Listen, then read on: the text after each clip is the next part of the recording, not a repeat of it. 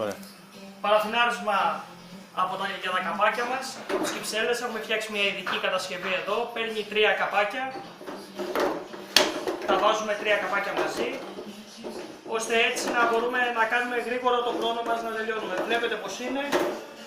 Το ένα με το άλλο έχει κενό για να μπορεί να παραφινάρεται εύκολα και να πηγαίνει παντού η παραφίνη. Και τώρα θα παραφινάρουμε.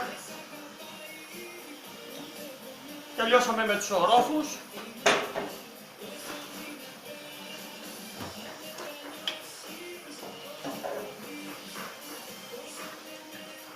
Αφήνουμε να στραγγίξει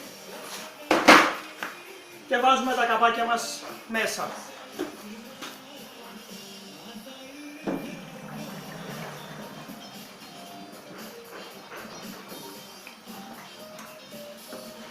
Κλείνουμε και το καπάκι μας και τα αφήνουμε για 3 λεπτά.